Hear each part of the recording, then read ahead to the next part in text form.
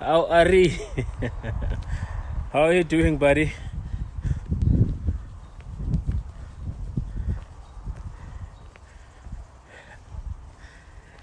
Yeah. No, I'm doing great, Ari. I'm doing great, man. By the way, those who are concerned, I'm not breaking the law. I just simply went to drop some what is this thing? Garbage.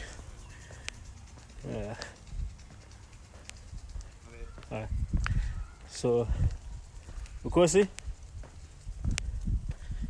So,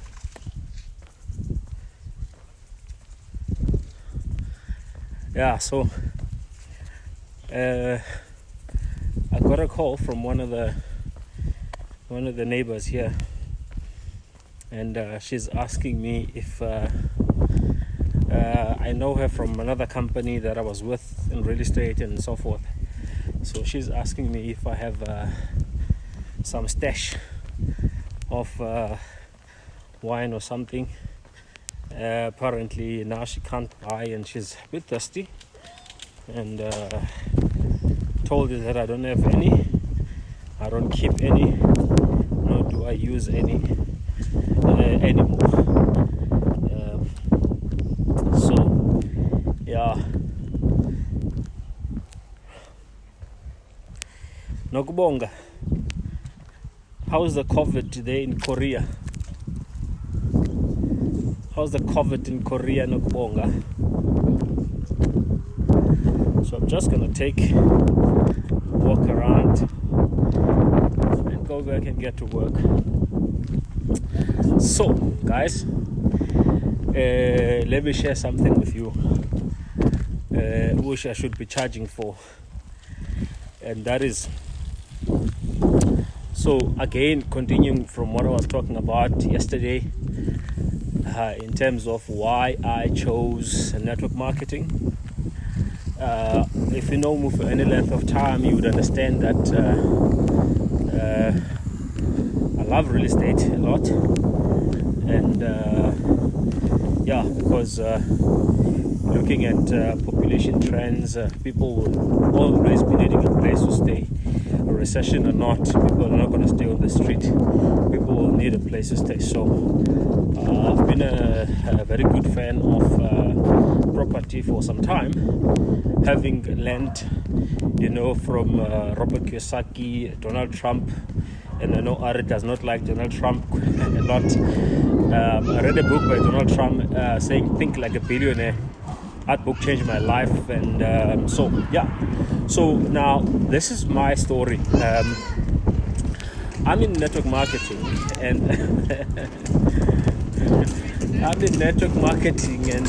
hello. So I'm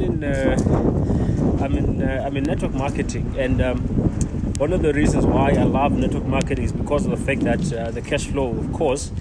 Now, but what people don't really know much is the fact that I've discovered something some time ago, and that is governments use tax to incentivize and to try and motivate and direct economic activity, in a particular country. Governments all over the world use tax incentives and all of that to achieve to achieve a certain objective. Okay. Now, one of the major problems, worldwide is the fact that there is a huge shortage of housing. Okay. Of course, there's different levels. Now, they will tell you that in this bracket, there is X amount of housing that is a shortage, and in this bracket, there's so much. So what do the governments then do to incentivize people to basically meet that need? So one of them is after the 2008 recession and all of that, in South Africa, in the South African context, so what the government did, okay, there's a bit of a sun there. So what the government did is that you have property development, right? The real estate, construction. Now it's a huge employer, and on top of that, you don't want that industry to die because of the fact that it has knock-on effects on other sectors of the economy, whether it's mining, whether it's manufacturing, whether it's the just labor, construction, employs quite a lot of people in number. Okay, so then what the government does is that it does not want that industry. Go to any country right now. If in America they're talking about this right now, if there's a bit of a slump in the economy, they would want to stimulate first the construction industry, right? So they will go on these infrastructure development projects, knowing that it's going to have a huge knock-on effect, on other sectors as well. So now we've got people that are called property developers, right? These guys will build, and most of the people who are buying from property developers is not necessarily first-time home buyers, okay? It's mostly people that are investors, okay? Now, these guys will then buy and rent those properties out and have tenants basically paying for their mortgage. But then when there is sort of like an economic slump and you don't want developers to stop constructing, what do? Of course, you're going to have to incentivize them, right? So that they can continue building. And then if the developers continue to build because of whatever incentive they have, who is going to buy? Property investors are not going to buy if they're not really sure what's going to be happening in the economy and all of that, So again, then government creates another incentive for property investors, okay?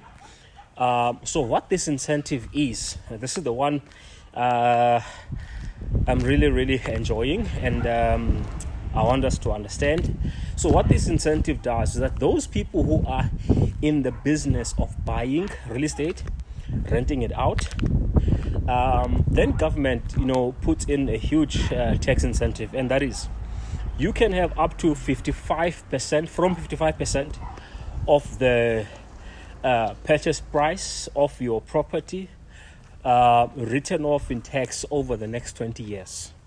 Okay, so what must you do for you to qualify for that? One, you need to have at least a minimum of 5 units that you are not living in, but you're renting out, and that's your business.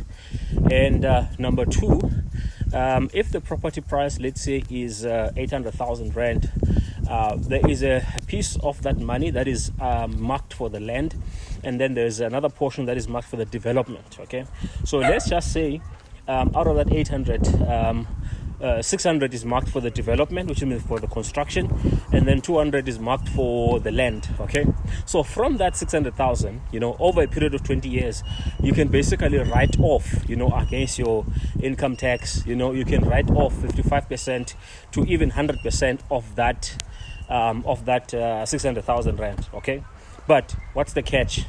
The catch, you must at least have 5, and all of them must be in one entity. That's the catch. Okay, so when you hear these people say that I'm investing in property and all of that and I pay no tax, it's because of the various incentives that are there. Are we going to go around again, or are we just going to go home? We're going home now. Okay. So those are the incentives that are there, that one can take advantage of, when it comes to property. So for me, when I was in real estate, I realized that, as an estate agent, you cannot really take advantage of this because of the fact that, of course, yes, it's commission and all of that, but then, your cash flow is not really maybe that great, So now for me, being in the network marketing space, it's allowed me to have a bit of a cash flow where now I can now begin, to take advantage of stuff like that, So yeah, guys, that's worth learning a lot. That is called Section 13 of the income tax, where you can write off, a huge part of what you are, a huge part of of your taxes for your properties, you know. And the beautiful thing is that even if you've got the 5, you know, let's say it takes you 5 years to get to unit number 5, it's still in one entity, you know. You can write back starting from, you know, the previous years, you know, of those other units, and on top of that, you know, every other unit from there on you can then write off, you know. So even if you get to unit number 6, number 7, number 8, number 9, you know, you're basically writing off, you know. And the catch is you don't have to sell. You must not sell the units, and that's one of the catches. If you do, then you know, the government can claw back some of that tax. All right. So there's many other, even if people are developing in you know, like CBD areas, there's a lot of tax advantages, you know, that one can use, and also farming. There's also a whole lot of tax advantages there as well. So guys, if you wanna not pay tax, do what the government wants done. Government wants people to have places to stay at affordable, you know, rates. So then invest in property, you know. But the unit must be new. You can't buy an existing property from someone else. It must be straight from a developer. That's when you can qualify for, you know, for stuff like that. So yeah, talk about other people's money, other people's time, and so yeah. Basically use the bank and SARS to be your two business partners in growing your wealth. Okay, so there's a lot of other things we can talk about. I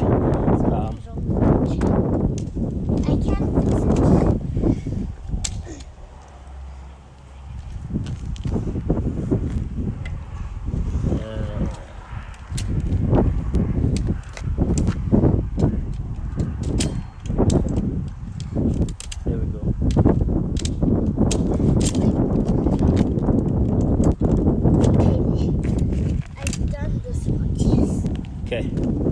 So you can basically have SARS and the banks as your two important business partners in building your property wealth. And a few other things that, you know, one can learn is how to use you know, the right entities. Remember all the properties that are in your name. You know, your estate duty tax when you die, if it's more than 3.5 million, 20% of that will go to SARS for a tax. You know, you pay tax when you die. Did you know that? Estate duty tax. And plus you're going to have to pay 4-point-something% executors fees to roll up your estate. So what I've learned from these guys is that when they talk about you know, wealth creation, is that there's things called risk mitigation strategies. That's one of them. So yeah, today we're not talking about Bitcoin, we're not talking about Bitcoin vault, we're not talking about cryptocurrency. Instead we talk about property.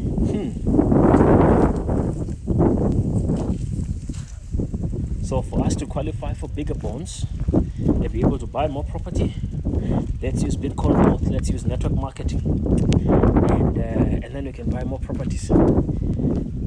Have other people help the government. By doing that, buying all these units, having the government help you, and you help the government by letting other people rent, you are doing more than politicians to help the government.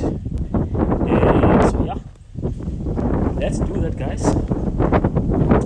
And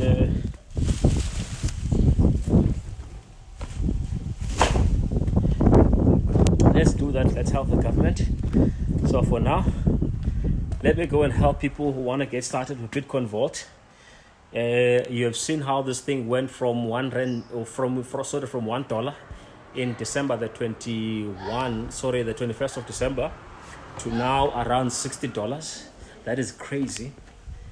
That is crazy. If you watch any of my videos on my YouTube channel, I spoke about this, you know, and I said whatever, you know, growth Bitcoin Core was able to accomplish over the last 10 years, Bitcoin Vault will basically, you know, achieve the same, if not more, but now it's going to be on a much faster rate. Why? Because now Remember the first 5 years or so of Bitcoin, people did not know what Bitcoin is. It was just money for nerds, you know. So it was just money for nerds. But it's only now that people realize that this is actually something that's got a lot of economic value. It's basically something that has got a usefulness in commerce, you know. But then, you know, all the nerds have collected most of the Bitcoins. So we've got the same opportunity right now with Bitcoin Vault, where we can accumulate a lot. I was saying to, my friends that, if ever there was a chance for us to become wealthy, this is it, cryptocurrencies, So if ever there was a chance for us to come to anything close to being wealthy, cryptocurrencies are basically that opportunity. You stand a much better chance of multiplying your net worth because of cryptocurrencies than any other asset class right now. Any other class is going to take you 20, 30, 40, 50, 60 years. Okay? But you can do the same with Bitcoin in a much shorter time frame. But what's needed? Sense of urgency. We ain't got the next 10 years. We are late. So yeah, guys, if you've got any question about what I just said about property, about cryptocurrency, hit me on the inbox or comment below. You've got my WhatsApp number. Send me a WhatsApp.